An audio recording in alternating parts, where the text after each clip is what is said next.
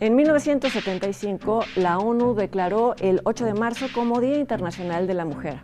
En esta emisión de Encuadre Iberoamericano hemos decidido revisar uno de los pendientes que la agenda mundial históricamente mantiene con todas las mujeres, adolescentes y niñas: la violencia de género. En países de Iberoamérica, las tasas de acoso, de hostigamiento, de violencia de todo tipo y de feminicidios no disminuyen, sino que increíblemente, como en el caso de México, al pasar de las décadas han aumentado. La única buena noticia es la visibilidad que los medios, las redes sociales, el periodismo y de algún modo también el cine y el cine documental han logrado darle a este fenómeno, incrementando así el grado de conciencia que en sociedades como las iberoamericanas parece comenzar a aparecer. Además de este tema, esta noche Leonardo García Tsao y yo repasaremos la trayectoria de la cinefotógrafa mexicana Dariela Ludlow. Hablaremos de los premios Goya y de los logros del cine iberoamericano en festivales como Sundance, como Rotterdam y la Berlinale. Y como siempre, haremos un in memoriam a los cineastas iberoamericanos recientemente fallecidos y les daremos nuestras recomendaciones de estrenos en salas y en línea. Acompáñenos.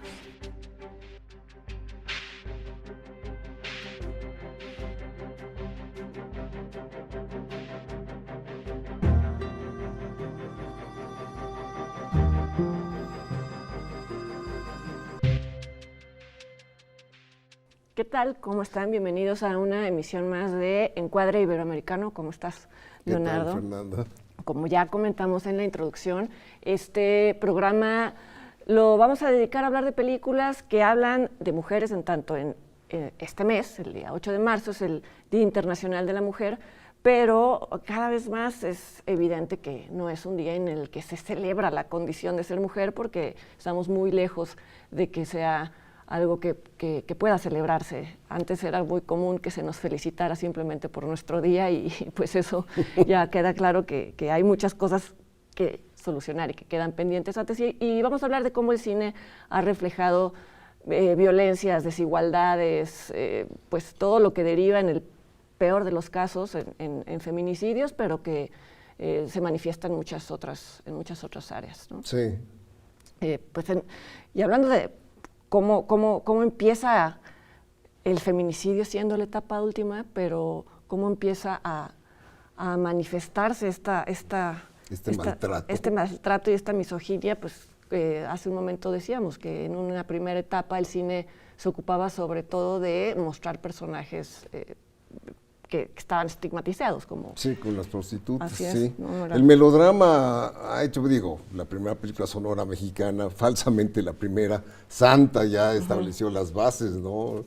La mujer mancillada que tiene que dedicarse al trabajo sexual, obligada por las circunstancias de su vida, ¿no? Y entonces de ahí ha derivado toda una línea de melodramas donde las mujeres sufren porque el padrote las maltrata, porque el hijo, pierden a su hijo, en fin, varias circunstancias que las obligan generalmente a tomar medidas drásticas, ¿no? Sí, no se hablaba todavía de violencia intrafamiliar, por ejemplo, ¿no? No, es algo mucho más reciente. Es mucho más reciente, sí. Por esta cifra sorprendente que se menciona en uno de los documentales que vamos a comentar ahorita, que es el hecho de que 1 de cada 3 mujeres en el mundo sufre violencia intrafamiliar, ¿no? Que no siempre termina... No, eso sería hasta los 70s. Yo creo que una película pionera es Retrato de una mujer casada, de Bojorquez, que ya mencionaremos en el siguiente segmento. Creo que es un fenómeno que se hizo consciente en los 70s junto con el feminismo. Evidentemente el feminismo hizo como muy claro que se sufría de esa violencia por parte de la pareja. Sí, era inclusive, no sé si bien visto, pero casi tolerado, ¿no? Que el hombre fuera autoritario, que fuera celoso, que fuera controlador, que si era necesario golpeara. Que fuera abusivo. Sí. Y que tuvieran a veces las mujeres hijos en contra de su voluntad, porque pues el marido simplemente, ya lo comentaremos, hay una película que lo refleja bien, hay veces en las que mujeres estando dormidas, mujeres dentro de los matrimonios, pues los maridos abusaban de ellas, Sí. las violaban, creo que no hay otra palabra para Sí, decirlo, ¿no? Y así sí. así nacía el siguiente hijo de la familia. Entonces, pues sí, eso dejó de ser normal y sin embargo sigue pasando, ¿no? Sigue pasando en Latinoamérica. Yo creo que es una de las partes del mundo. Estaba viendo que de los 25 países con más altos índices de feminicidios, más de la mitad de esos países estaban en Latinoamérica. Entonces, habría mucho que... es un fenómeno muy localizado. Y sobre todo en comunidades rurales, comunidades pequeñas. Sí, ¿no? sí, claro. No se cuestiona la autoridad patriarcal. No, la autoridad patriarcal, sí. Sí, bueno, pero el cine lo ha retratado ya también mucho más recientemente, incluido ya el feminicidio, que ha sido una plaga muy, muy evidente en ciertos países como México, ¿no? Sí. Donde muchas mujeres son asesinadas, ya sea por la pareja o por delincuentes, ¿no? O por el narco, en fin. Que se refleja muy bien en el caso de antes se les llamaba las muertas de Juárez, fue hasta que ya fue a mediados de los 90, con el 93, cuando se empezó a investigar formalmente a la primera chica desaparecida, que se les empezó a llamar feminicidios. Yo no sabía que había el término feminicidio.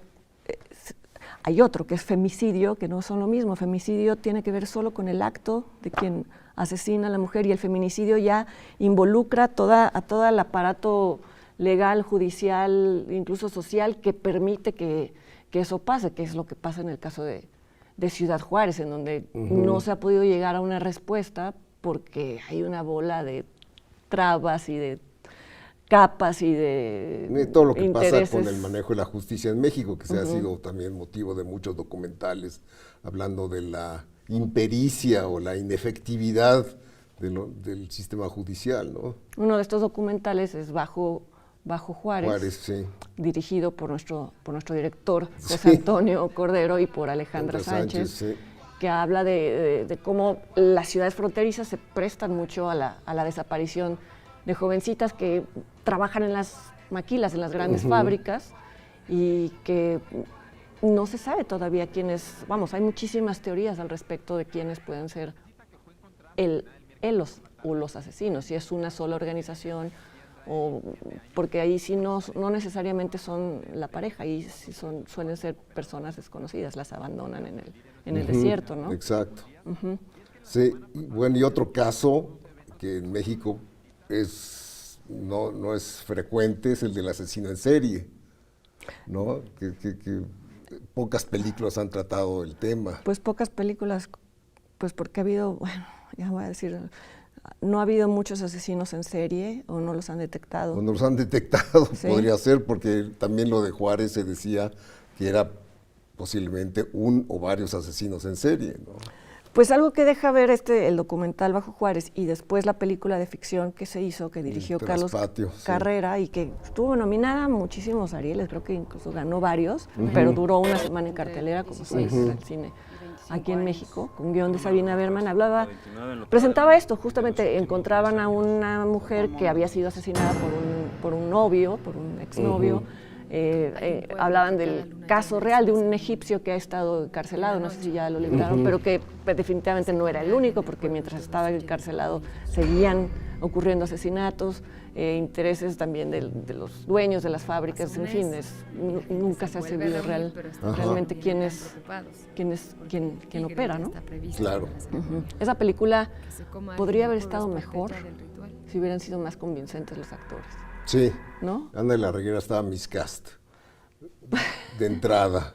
Creo que fue un miscast así muy. Pero estaba muy bien hecha, estaba bien la fotografía Berardo González, y es muy buena sobre todo la parte en donde fotografía a Juárez, todo este lugar solitario, infernal, en donde puedes no llegar a tu casa.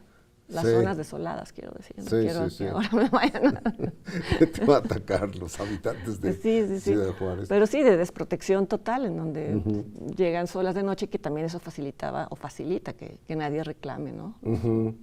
Asesinos en serie, pues Goyo Cárdenas, que hay una película muy pobre de José Buil llamado Los Crímenes del Mar del Norte, que desgraciadamente la película es, como te digo, pobre en todos los sentidos, es pobre en ideas, pobre en producción, pobre en actuación, digo, realmente no salió bien.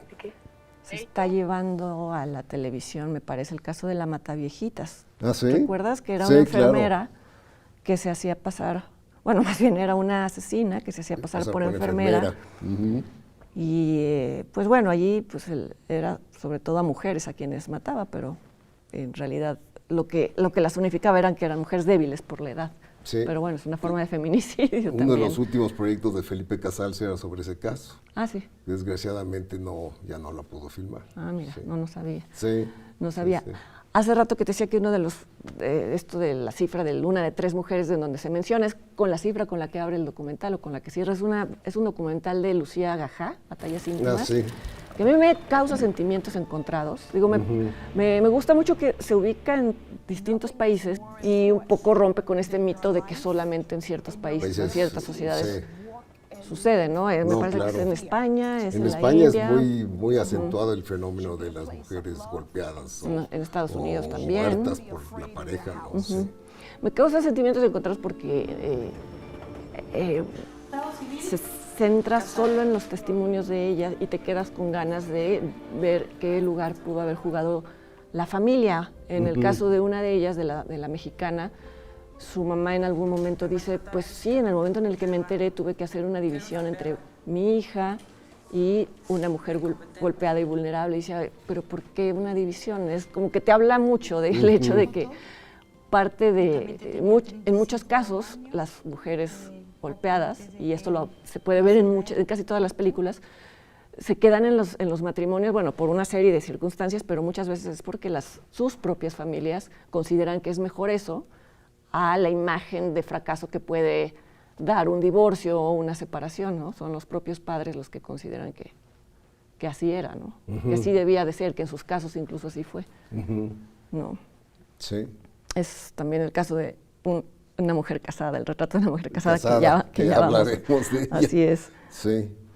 Y pues otro caso más, no sé si llamarlo más grave, no sé si esto se puede comparar en términos que es pero el caso de mujeres obligadas a prostituirse, ¿no? Sí, claro. Engañadas, con promesas falsas de trabajar en distintas cosas y pues... Que también es un fenómeno muy reciente, bueno, relativamente reciente, ¿no? Que a través de engaños y de una especie de seducción ilegal, incluso menores de edad son reclutadas para ser prostitutas, para ser prostituidas, ¿no? Que es como una de las ramas menos exploradas en el cine del narcotráfico, que lo han hecho películas recientes como Noche de Fuego, de Tatiana Hueso, en donde no se dice en ningún momento, pero hay un terror porque generalmente los narcos se van a robar a las niñas. Y también el documental de Tatiana Hueso, en Tempestad, se sobreentiende que la hija que desaparece, la hija de la mujer del circo, es secuestrada por el narco, muy posiblemente para ser obligada a prostituirse, ¿no? Sí. No sé, ahí también, bueno, si abrimos un poco el espectro, está el caso de asesinatos a mujeres transgénero, asesinatos de odio, y una de las mejores películas del cine reciente que creo Carmín Tropical, ganó algún Oscar, no, nuestros Oscars se llaman Arieles, no recuerdo, de Rigoberto Perezcano, sí. Y también está una mujer fantástica, la chilena, de Sebastián Lelio, que también una mujer trans es objeto de agresiones. Aquí no hay asesinato, pero sí es sujeta a violencia. Sí, a la familia oficial del hombre de su pareja se niega, y por extensión también la ley y demás se niega a darle cualquier beneficio a pesar de que era su pareja, y siempre todo está acompañado de ese trato inferior y de ese trato de rechazo, ¿no? Sí. No sé, la película, hay una película española que a mí no me gustó tanto, que se llama Solo Mía. ¿Tú la viste, no? Que trata sobre, te digo, un fenómeno que se da mucho en España, que es una mujer golpeada por el marido, y con el fenómeno de que luego tipo se arrepiente, pide perdón, o sea, es una cosa cíclica y luego vuelve a golpearla, ¿no? Cosa que no es lo que sucede en el caso más brutal que he visto, que es La mujer del animal, del colombiano Víctor Gaviria, donde el tipo es realmente un bruto todo el tiempo, ¿no? Todo el tiempo victimiza a las mujeres, a su mujer, ¿no? Y a todos los que lo rodean, es realmente un personaje maligno. Y ella permanece porque sabe que es todavía peor que se vaya, ¿no? Que se puede escapar. Hay un documental reciente que sé que a ti no te gustó mucho, que es Niña Sola, ¿no? ¿Cuál es Niña Sola? El que se sitúa en Tijuana. Ah, sí, no me convenció. Pero algo que me gusta de ese documental es que rápido se define quién es la mujer asesinada y quién es el asesino, pero después se encamina a que la hermana y la madre de la mujer, de una chica de 19 años asesinada, reflexionan sobre cómo todas sus relaciones han sido violentas y cómo es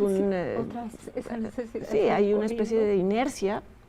Posiblemente también porque saben que si se van y denuncian no pasa nada y entonces el agresor se va a enojar y las va. Pero es casi un ecosistema en el que se va creando. Bueno, el mejor caso es el que tú vas a mencionar, las 3 muertes de Marisela Escobedo, que ya hablaremos de ella. Creo que ese es el caso más eficaz de documental, más que Niña Sola, ¿no? Donde ocurre un fenómeno muy similar. De las hijas, sí. Es brutal, porque ahí habla sobre todo de la justicia. De la justicia, del mal, lo mal que se imparte la justicia. Porque ni ellos mismos, los jueces que dejaron libre al asesino, pueden dar una respuesta que no se salga como de el cassette puesto, ¿no? Pero es que si no teníamos la prueba pero él había confesado. Y bueno, ya para terminar, antes de hablar de nuestras preferidas, pues comentar el documental de Maya Godet, Plaza de la Soledad, que es una tragedia lo que se ve en el fondo, pero es más, tiene un lado no sé si llamarlo luminoso, pero son mujeres que han aprendido a... Y son solidarias entre sí, ¿no? Sí, no se explotan, no hay un hombre que las... No hay un padrote. Son mujeres de la tercera edad, maduras, ¿no? Que ya tienen que han dedicado a la prostitución a décadas, ¿no? Tienen ya a sus clientes constantes y tienen buenas relaciones con ellos. Exacto. Sus historias son terribles, sus historias de por qué llegaron ahí. Todas fueron en algún momento violadas o las corrieron de sus casas por haber quedado embarazadas, pero el retrato final, como buen retratista, que es Maya Godet, que es fotógrafa, pues es un poco menos oscuro que el resto de Sí. Bueno, vamos a hacer una pausa y volviendo daremos nuestras respectivas listas de favoritas sobre el tema de la violencia de género y también veremos una cápsula hecha por Raúl Pérez sobre el Festival de Rotterdam. Quédense con nosotros.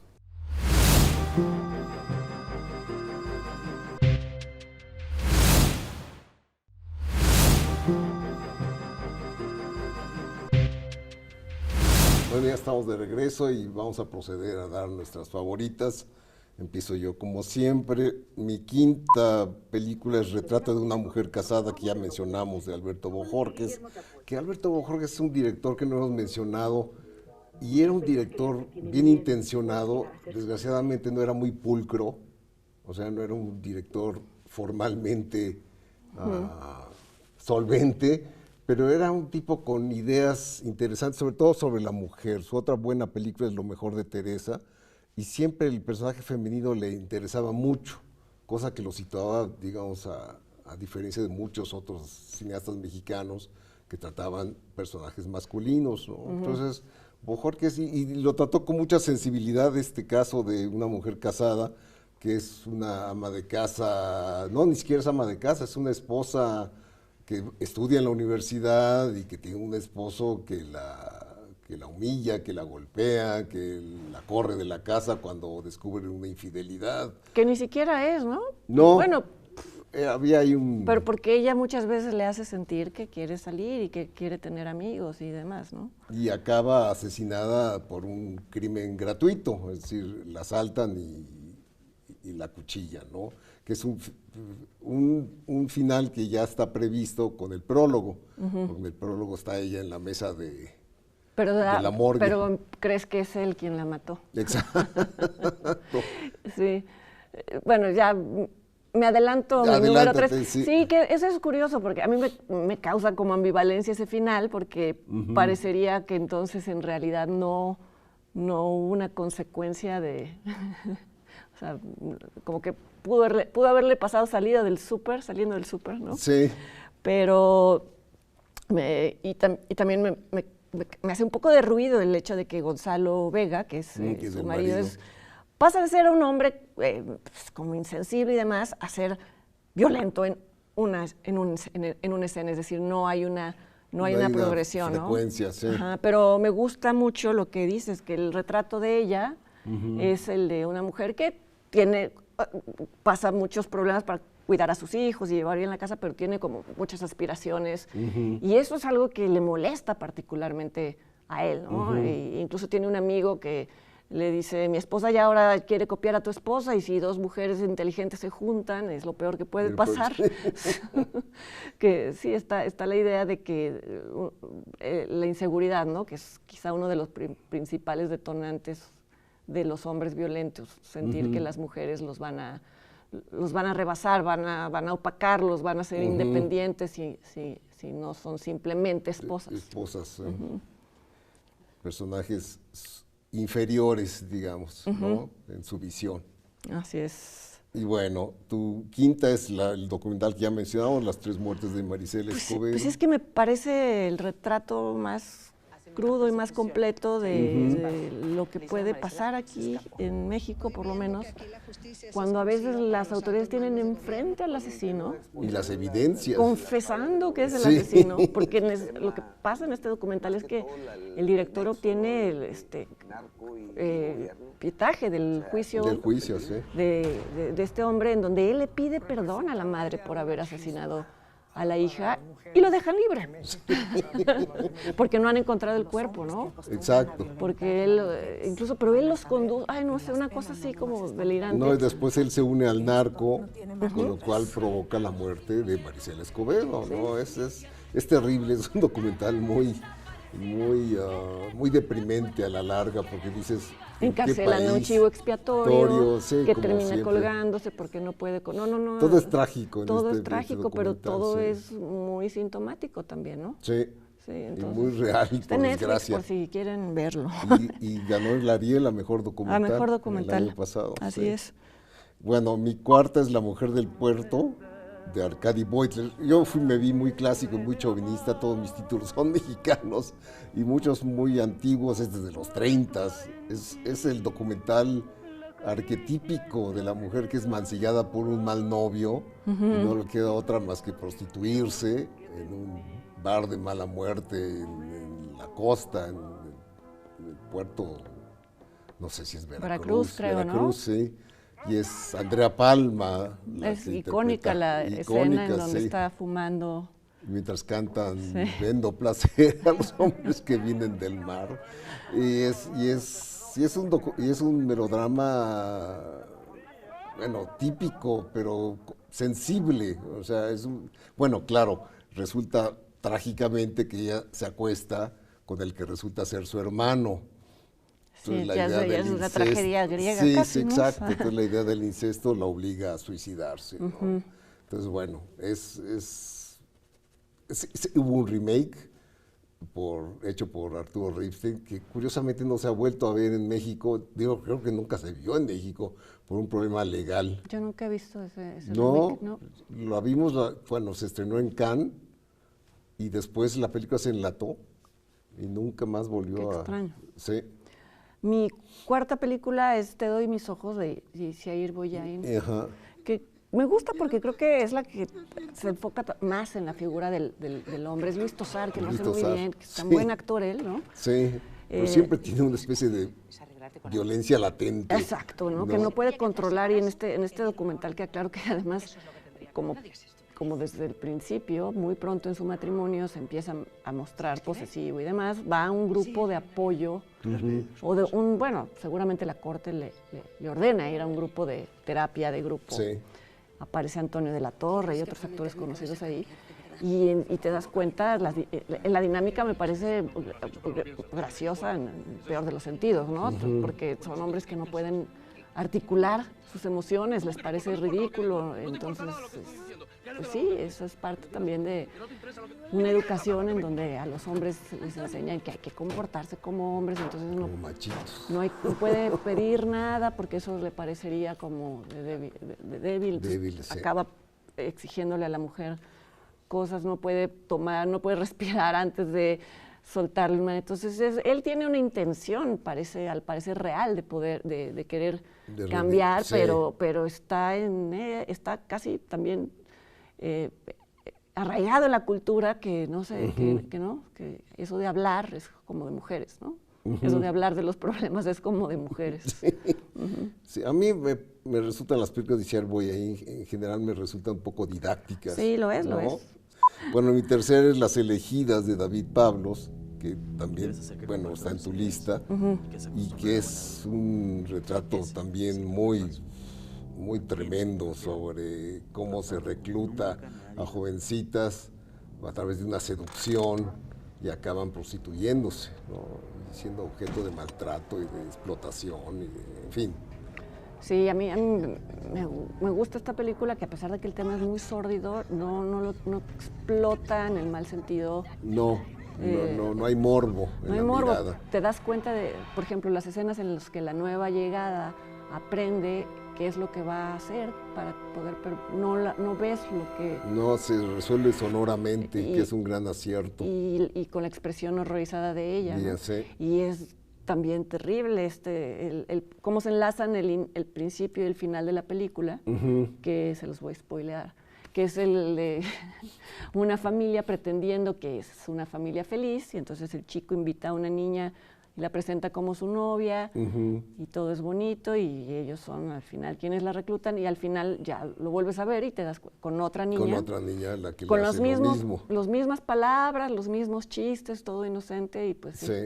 Y pues cualquiera ya sabemos caer. cuál va a ser su destino. Así es. Sí. Bueno, mi número 2 es un gran melodrama del Indio Fernández, raro porque es un melodrama urbano, no campirano. Víctimas del pecado, que es una película delirante. A mí me encanta por eso, porque es incluso chistosa en momentos. Por ejemplo, la idea de que el padrote, interpretado muy bien por Rodolfo Acosta, obligue a su prostituta a dejar el bebé que ha tenido con él y que obviamente no es querido, que lo deje en el bote de la basura frente al Monumento de la Revolución, ¿no? Eso ya es como... El colmo de la... Sí. Y luego ese niño es adoptado por Ninón Sevilla, que tiene que prostituirse para mantenerlo, y ella acaba matando al padrote y es llevada a la cárcel. En fin, es un melodrama... Víctimas del pecado. Víctimas del pecado, como bien dice el título. Pero tiene aciertos visuales que el indio... Hay una maravillosa secuencia en la que el padrote baila un boogie boogie. No, es película muy inspirada, de mis favoritas del Indio Fernández, debo decir. No, bueno, mi número 2 no tiene nada que ver. No. Es Refugiado, del argentino Diego Lerman, y es una película en donde una madre está huyendo permanentemente del marido que la maltrata, y eso ya se da por hecho, ya no vemos ni siquiera ya las escenas de maltrato, y tiene un hijo, ¿no? Entonces es su recorrido primero por un refugio, pero se escapa del refugio, y es esta cosa de nunca poder estar en un lugar. Y sobre todo el retrato del niño, que casi siempre es víctima de la situación, pero aquí te das cuenta de cómo al final va desarrollando él una especie de ira reprimida que no sé, también seguramente hay estadísticas que lo puedan confirmar o no, se va a reflejar se va a repetir el ciclo de violencia, porque no entiende qué es lo que pasa, pero... La película no se ha exhibido en México. No. Yo la vi en Amazon, pero en el Amazon de versión de Estados Unidos. Sí, que no... Que no entiendo por qué no en el de México, si somos Latinoamérica, pero bueno. Pero ves que hay reglas muy extrañas. Ajá, sí. Sí, pues esperemos que lleguemos a poderla ver. Y bueno, mi número 1 es Las Poquianchis, de Felipe Casals, que esa era la culminación de su trilogía sobre el crimen, ¿no? Iniciada por Canoa, continuada por El Apando. Y esta es la reconstrucción de los crímenes de las famosas Lenonas de Guanajuato, que no solo tenían una red de prostitución, sino que mataban a sus prostitutas. Las ¿no? enterraban ahí. Sí, sí, sí. Entonces la película es muy buena, porque además se trata de víctimas que al mismo tiempo son victimarias en algunos casos, ¿no? La famosa escena en la que Diana Bracho y Tina Romero, que son hijas de un campesino, que Diana Bracho es obligada, el personaje, a matar a palos a su hermana, ¿no? Que es una de las secuencias más escalofriantes de la película, ¿no? Y que es también atípica porque casi siempre se presentan a los padrotes o los proxenetas como hombres, ¿no? Sí, y estas son mujeres desalmadas. Las madamas. Sí, muy bien interpretadas por Leonoria Ausaz y Delia Magaña. Mi número 1 ya la comentamos, que es Las elegidas, sí, Las elegidas de David Pablo. Sí. Sí, me gusta mucho visual y formalmente. Formalmente también, sí. Bueno, pues estas son nuestras películas favoritas sobre el tema y a continuación les vamos a presentar una cápsula de Raúl Pérez, de nuestro colaborador Raúl Pérez, sobre el Festival de Rotterdam. No se vayan.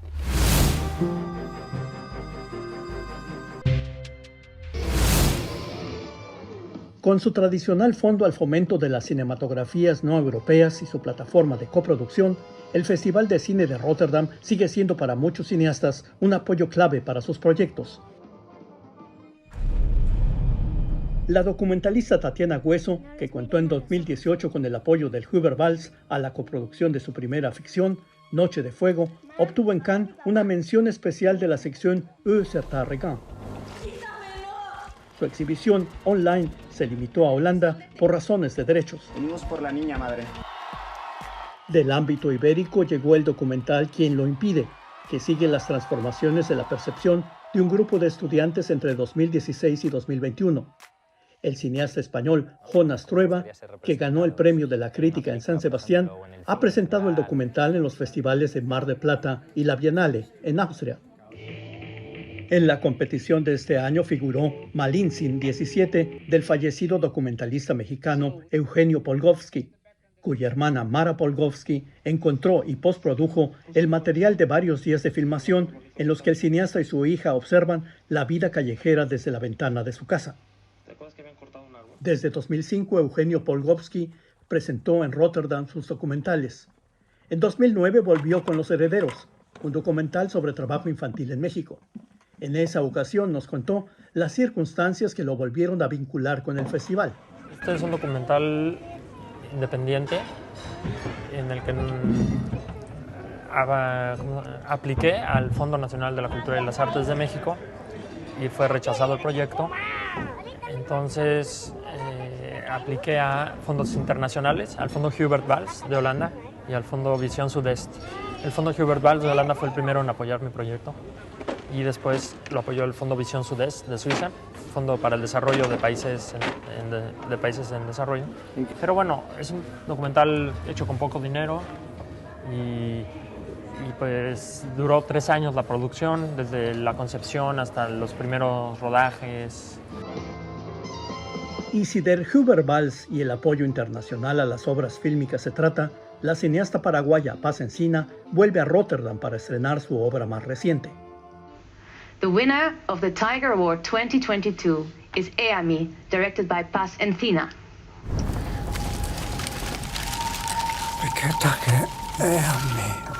Para el cine de Paz Encina no vale eso de lo contemplativo, ni imágenes, acción o reacciones narrativas. Su cine trata de ideas: pérdida de los hijos, guerra, despojo territorial. Encina se vale de actos simbólicos de los mismos sobrevivientes de la comunidad Ayoré Totobiego. Premoniciones, recuerdos y metáforas del despojo, insinuados a través de un discurrir intuitivo de indicios del desastre ecológico, político y las violaciones a los derechos humanos de los que sigue siendo objeto esa comunidad. Prácticamente la comunidad tuvo el control de lo que, más que del material, de lo que iba a pasar en el momento del rodaje. Yo podía hacer un casting pero después el líder pensaba que eran otros los que tenían que ir, y iban otros. Entonces yo, en relación a las cosas que ocurrían, iba como zigzagueando situaciones e iba filmando lo que podía filmar, prácticamente. Es como que no tuvo un control sobre el tono de la palabra, como sí tuve en Hamaca Paraguaya, no tenía un control sobre el casting, como sí lo tuve en Hamaca Paraguaya, no tenía un control sobre los tiempos, como sí tuve en otras películas el control sobre los tiempos. Es como que ir perdiendo control. Ahora, esto yo siempre tuve la intuición de que me iba a redituar en algo, que en algún momento iba a ver los frutos de estar soportando esa falta de control, que para mí era una cuestión a soportar, no solamente a vivir, sino a soportar. Era dificilísimo. Hasta que en un momento te entregas, y te entregas. Que tuve que ver sobre el rodaje, cómo valerme de ciertos recursos para el montaje y prácticamente escribir enteramente la película de nuevo. En este caso se dio más que nunca esa reescritura.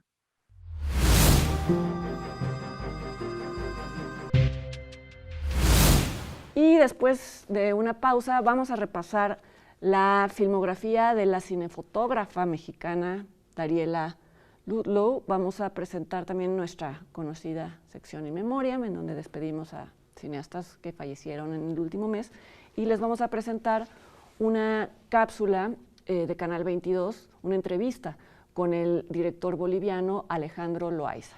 No se vayan.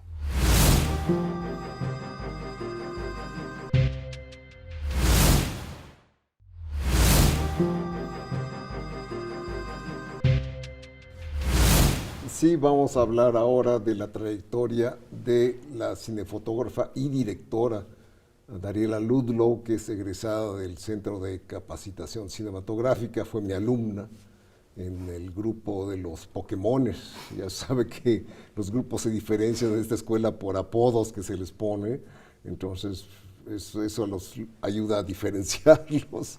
Entonces ella estuvo en la misma generación de Michelle Lipkes y Matías Meyer.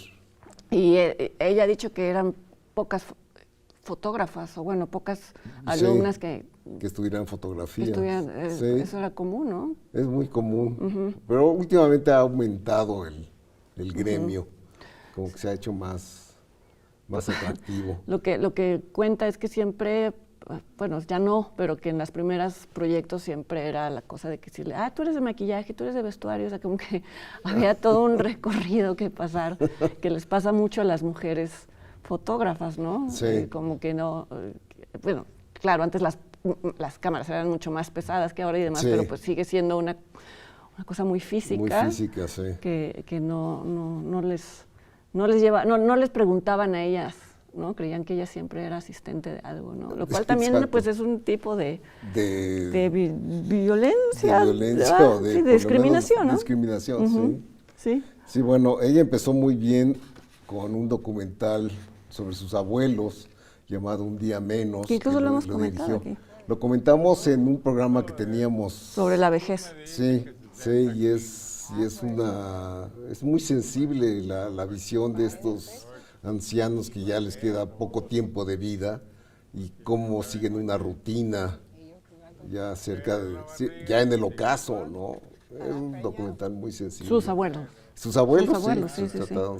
Y es documental mirada de mosca en la pared, es decir, nunca se establece que hay un documental, ni que hay un cineasta filmándolo, sino que se trata de recrear su vida de forma muy naturalista, ¿no? Sí, y después hizo la cuerda floja con Nuria Ibáñez sobre la vida de unos cirqueros. Fue muy comentado, fue muy elogiado de su fotografía, que la filmó toda con una sola cámara, ¿no? Lo que me doy cuenta, y bueno, ya es una conclusión anticipada, es que casi todas sus colaboraciones como fotógrafa han sido con mujeres, casi todas. Casi todas, sí. Ajá. Y es una constante también su trabajo en películas de época, ¿no? ¿O algunas? Bueno, no es tan constante, pero digamos Los Adioses y Las Niñas Bien son dos películas de época donde se establece el tono, digamos, de una época anterior gracias a la fotografía. Sí, y sobre todo en Las niñas bien es muy interesante porque lo hace, pero no tan evidente como en las películas situadas en los 80, ¿no? Que siempre tienen esta cosa como de colores muy saturados y muy neones. Es muy, ya nos fuimos hasta su última película, pero no importa, pero es muy buena la entrada de Las niñas bien, y tiene mucho que ver la fotografía en donde está mujer protagonizada por Ilse Salas. Se ven los espejos y se prueba ropa y es como un mundo de fantasía en donde ella cree que le invitan a fiestas de Julio Iglesias, pero el tono está dado mucho por la foto. La película es de Alejandra Márquez Abella, por cierto. Oye, ¿y qué te regaló? Y Los Adioses, que es también una película situada en época anterior, en los 50s y 60s, y también la fotografía ayuda mucho a establecer tiempo, la época. Y que cuenta que fue que es de Natalia Berista. Así, sobre Rosario Castellanos, ¿no? Y su amor con Ricardo Guerra. Muy problemático. Que era muy complicado, porque como filmaron en edificios de época, pues es muy difícil que les permitan meter aparatos y luces y lámparas, entonces que fue un desafío. Creo estuvo nominada por esta fotografía al Ariel. Sí, antes hizo otra película como directora, que esa se ha visto poco, yo la vi en Morelia, esa era Dania, que era una mezcla de documental y ficción. No la recuerdo bien, o sea, tengo un recuerdo muy vago. Yo también lo tengo vago, pero sí recuerdo que era sobre una chica, adolescente, casi niña, que era una madre y que realmente parecía que no estaba preparada, o sea, no necesariamente quería ser madre, ¿no? Como cómo adaptarse a una vida en donde tú todavía quieres tener una adolescencia y una juventud, pero me acuerdo que formalmente había mucha experimentación, había pantallas divididas, era como el documental de una fotógrafa justamente, ¿no? Y también hizo Morir de pie, un documental que hemos comentado aquí. De Jacaranda Correa, es un documental sorprendente, ¿no? Sobre personajes muy memorables. Sí, sobre en un principio una pareja, un matrimonio, en donde... y él es un activista que decide cambiar de género. De género, sí. Y entonces, al ser ambos de izquierda casi radical, el cambio de género es muy mal recibido por sus compañeros. Los compañeros, sí. Entonces, es muy conmovedor la compañía que hace su antes esposa y en todo el proceso. Ahí la fotografía pues realmente se ajusta a la narración, ¿no? Porque yo creo que es tan poderosa la historia misma que no era necesariamente estilizarlo. Sí, claro. Y bueno, su última película hasta la fecha es Noche de Fuego, de Tatiana Hueso, que es también un gran trabajo fotográfico, ¿no? Realmente es muy... tiene esa mirada como de documental. De Tatiana. Como corresponde a una documentalista que es Tatiana Hueso, aunque es una ficción. Y al mismo tiempo tiene como aciertos de luz y en fin. La secuencia que le da nombre a la película es muy buena, ¿no? Que es el final de la película. El final, el clímax. Ajá, sí. Otra vez, si no la han visto, ya la vean, está en Netflix también. Está en Netflix. Pero bueno, que habla de un incendio provocado por el narco y es una noche iluminada y es bonita, es bonita estéticamente, pero bueno, lo que sí refleja es la desolación total de esta comunidad tocada por el narco y en donde la protagonista descubre una complicidad entre su novio con el narco mismo, ¿no? Exacto. Sí, pues ha sido también muy elogiada la fotografía de Noche de Fuego. De Noche de Fuego, sí. Sí, es por Las niñas bien y por Los Adioses, que ha sido nominada al Ariel. Me imagino que será nominada este año por Noche de Fuego. Posiblemente, sí.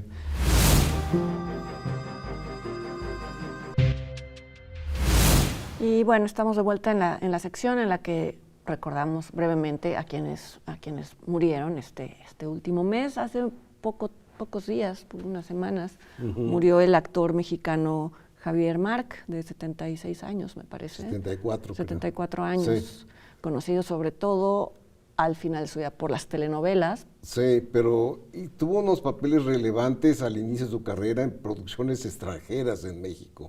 Recuerdo El Rapaz de José Giovanni, el francés, y que incluso le dieron un premio en Francia como actor revelación por ese papel que hacía en El Rapaz con Lino Ventura como su compañero de pantalla. Y después sí, hizo papeles muy menores en el cine mexicano y telenovelas. Muchas telenovelas, sí. Sí. Murió por suicidio, Sí. por tener una enfermedad.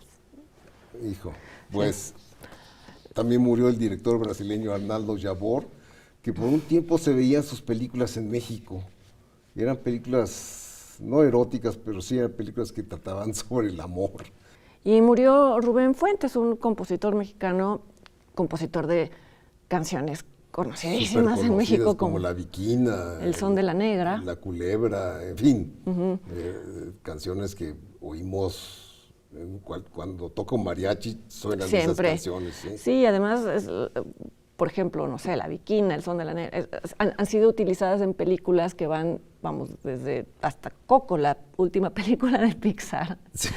porque son de inmediato identificadas con México, ¿no? Así que sus canciones se usaron en muchísimos soundtracks de innumerables películas de todas las décadas, ¿no? Y fue compositor de partituras, de hecho ganó 2 Arieles por El Principio de Gonzalo Martínez y Las Puertas del Paraíso de Salomón Leiter. Y murieron también padre e hijo colombianos, Fabio Restrepo y Andrés Restrepo, trágicamente ambos por COVID. Por COVID, en un lapso de tiempo muy breve, murieron padre e hijo. Sí, Andrés era director, Fabio era actor. Yo confieso no haber visto sus películas. No, sí, no de Fabio Restrepo sí recuerdo haberlo visto en Rosario Tijeras y en Sumas y Restas, la de Gaviria. Entonces probablemente sí lo viste. Lo vi, no. Pero no lo identifico en pantalla, vaya, no sé cómo era. Y el hijo solo había hecho cortos, o sea que era un director en ciernes. Ok. Y bien, ahora vamos a ver la cápsula hecha por Canal 22, una entrevista con el director boliviano Alejandro Loaiza. No se vayan.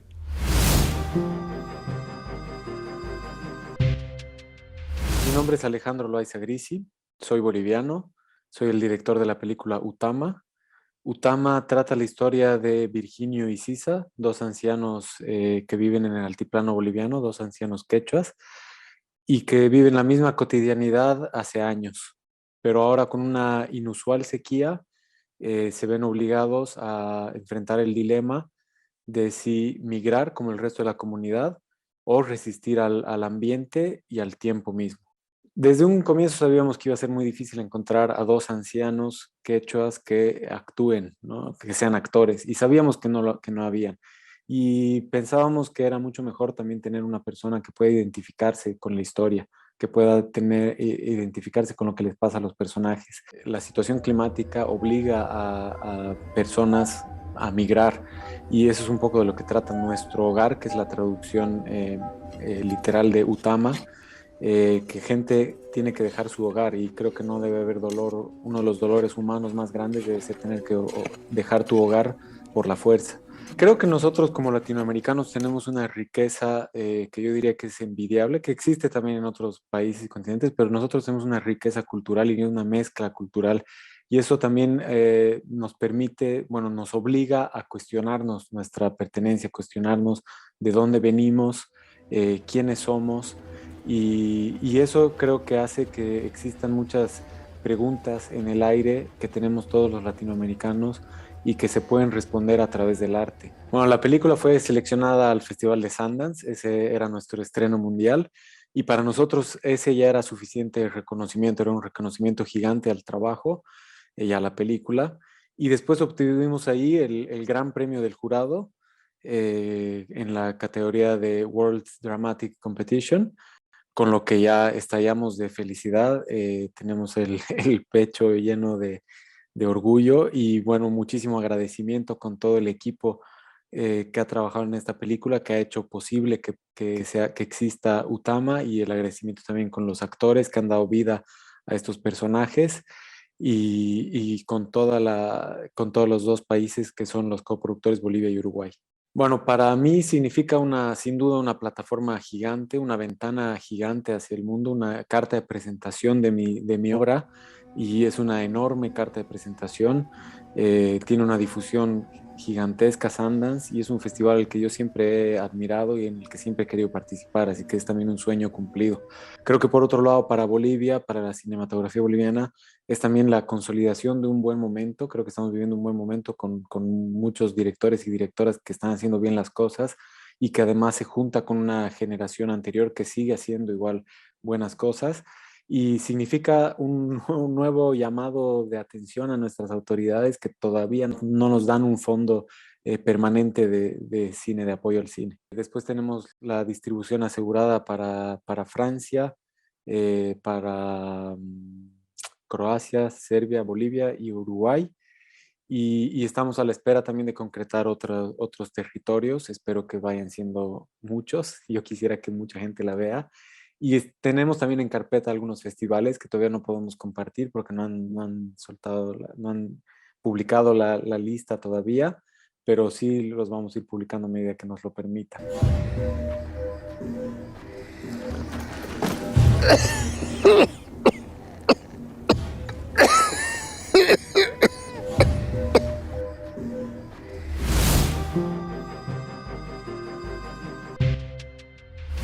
Bueno, y después del corte vamos a ver una cápsula hecha por Raúl Pérez sobre la recién terminada Berlinale, y después Fernanda y yo hablaremos de lo sucedido en el Festival de Sundance y en los premios Goya, los premios de la Academia Española. No se vayan.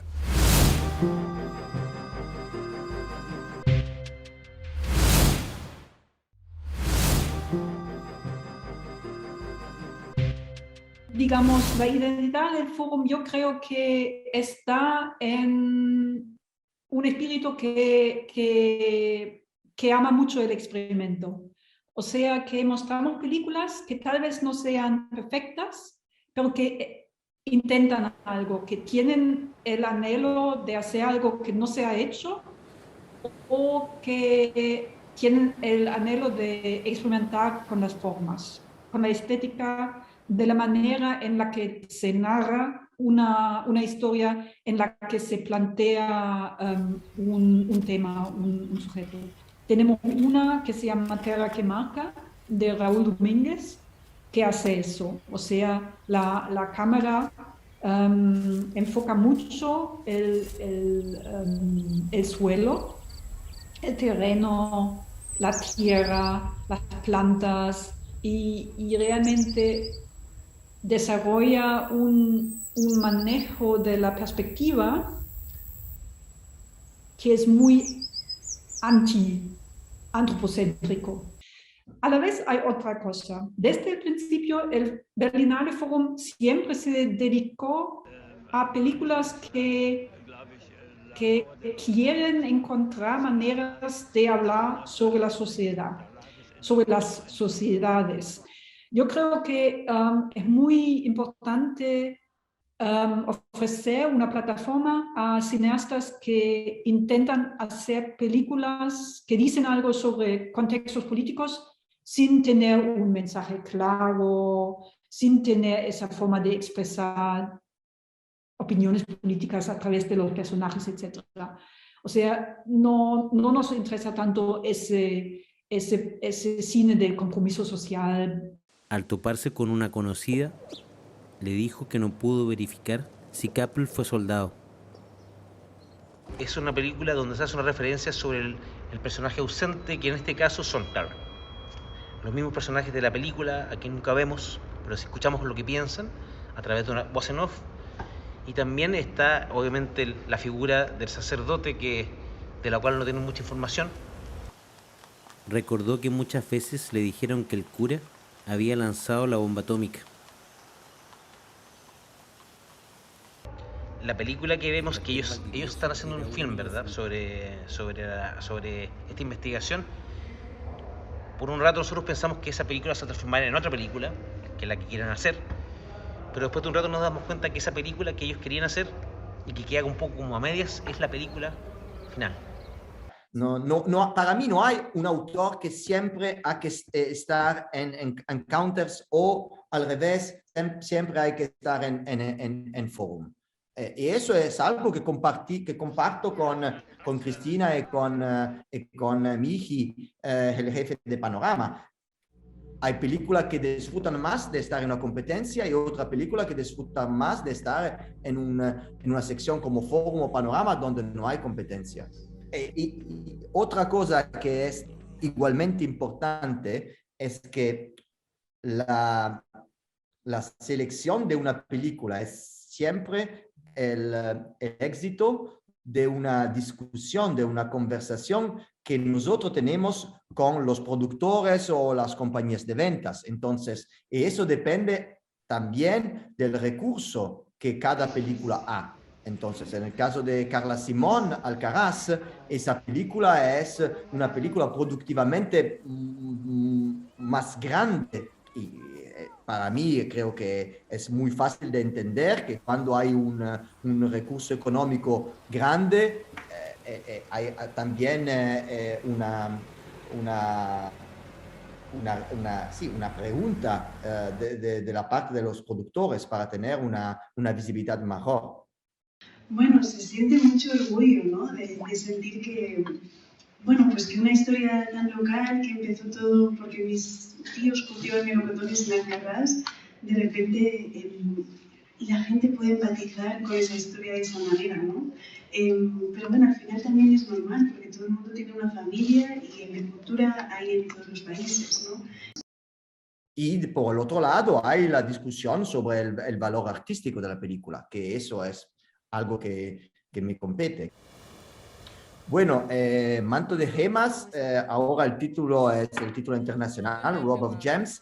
Es una primera película, pero hecha para una directora que tiene una trayectoria muy larga y muy fuerte, porque Natalia López Gallardo es una editora. Para nosotros la competencia estaba la plaza ideal para esa película, porque cada año, como ustedes han dicho, intentamos de tener obra primera en la competencia también, porque siempre la competencia es un diálogo entre realizadores afirmados y jóvenes. Finalmente la complejidad de los seres humanos y de alguna manera la construcción narrativa poco usual. Creo que son dos aspectos tal vez colaterales del cine. Siento que lo que puede haber visto y jurado en esta película es una experiencia cinematográfica que les llamó la atención. Y creo que mujeres buenas y malas no, sino puras mujeres complejas, como todos los seres humanos, y más mujeres mexicanas que son de un país muy surreal y muy complejo.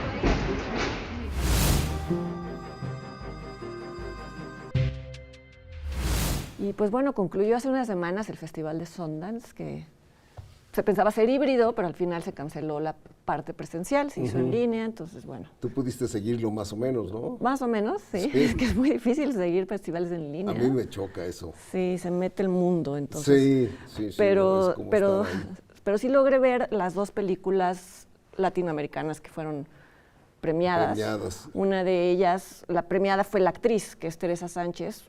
Por la mexicana, Dos Estaciones, ¿no? Sí, de Juan Pablo González, de la sección de ficción internacional. Y sí, ella realmente es un personaje muy, muy atípico en el cine mexicano. Es la dueña de una tequilera, ¿no? En donde tiene que sacar adelante muchos problemas de la tequilera por subsistir, pero es una mujer estoica y es una mujer que reprime y en algún momento implosiona, entonces no les adelanto más, pero sí, sin duda, yo recuerdo que lo que más interesante resultaba de la película era verla a ella. La actuación de ella. Ajá. Y la otra película fue La Boliviana. Sí, Utama, de Alejandro Loaiza. Que también vimos la entrevista. Así es, sí. Que me recordó un poco Güeña y Pacha, no sé si recuerdas que comentamos esta película de peruana, en donde un par de ancianos tiene que emigrar porque una sequía pues los obliga a dejar su lugar y van perdiéndolo todo, van perdiendo a sus animales, y pues es también un comentario del cambio. Pero al ser él un fotógrafo, anteriormente había hecho trabajo como fotógrafo, pues es una película muy visual. Ok. Y bueno, también se entregaron los Goya, que es el premio de la Academia Española, donde barrió con los premios principales El Buen Patrón, de Fernando León de Aranoa, y bueno, básicamente se repartieron entre 3 películas, entre Maixabel, de Ixar Boyaín, La Ley de la Frontera, de Daniel Monzón, y las 3 estrenadas curiosamente en San Sebastián. ¿Tú las viste? Sí, entonces fue como ¿te gustó muy bueno mucho para alguna? El Buen Patrón me gustó, Okay. es muy divertida y es una mirada así como maliciosa hacia las relaciones laborales, Okay. de un tipo paternalista, de un dueño de una fábrica, que es interpretado por Javier Bardem realmente muy bien. Tendrían que haber sido nominado al Oscar por esa y no por 20 Ricardos, ¿no? Sí, la verdad que esa actuación es hasta grotesca, pero la de El Buen Patrón es muy buena, es muy, muy sutil y realmente tiene muchos matices y merece el haber ganado el Goya, sí. Ojalá nos llegue, ¿no? Sí, ojalá llegue en algún momento dado una película española aquí a nuestros Bueno, por lo pronto llegó a Netflix, ya pasando a la sección de recomendaciones. Sí. Madres Paralelas, que es la película que no ganó más nada, reciente. por cierto. No ganó nada en los Goyas. Sí. ¿Y estaba nominada? Sí, estaba nominada, por lo menos ella estaba nominada, Penélope Cruz, y no ganó. Pues es que algo pasa con Almodóvar en España, ¿no? Sí. Siempre. Sí, no es profeta en su tierra. No, bueno, con Dolor y Gloria sí fue. Sí. Pero sí está nominada al Oscar, ¿no? Penélope Cruz también por esta, ¿no? Sí, pero sí. No para mejor película extranjera, curiosamente. No. Es dispareja, ¿no? Es dispareja, son como 2 historias. Sí, pero a mí me divirtió, no sé si es entretenida y es, de alguna manera, me gusta el aspecto político, que es la primera vez que lo manifiesta Almodóvar, ¿no? Todo eso de los desaparecidos durante el franquismo, creo que le da un sustento a la película que no tiene la historia de las 2 madres, ¿no? Sí, se medio mezclan extraño, pero bueno, eso también puede ser interesante, ¿no? Aitana Sánchez Gijón está muy bien, sí. ¿no? Su papel está en Netflix, la pueden ver. Además subieron muchas otras películas de Almodóvar a propósito del estreno, lo cual está muy bien, ¿no? Sí, se puede revisar la gran parte de la filmografía de Almodóvar, se puede ver ya en Netflix. Sí. Y se va a estrenar una serie, mientras grabamos esto todavía no la podemos comentar, pero pues suena interesante, se llama Señorita 89, dirigida por Lucía Puenzo, la argentina que se había hecho cargo de la película La Jauría, que habla del México de los 80, los concursos de belleza, cómo preparaban a las mujeres para ser misses, ¿no? Como les decimos aquí. El desfile de carne, como le llaman las feministas a los concursos de belleza. Aparece Ilse Salas como una especie de las concursantes, ¿no? No, pues ya no. Eso es como muy grande para ser no lo digo en un mal sentido, pero es más bien como quien los prepara, como una Lupita Jones. Ah, ok. Sí. De acuerdo. Ajá. Entonces, o sea, esto es el 28 de febrero. Entonces habrá que ver. Eso ya. En Stars Play. Muy bien. Bueno.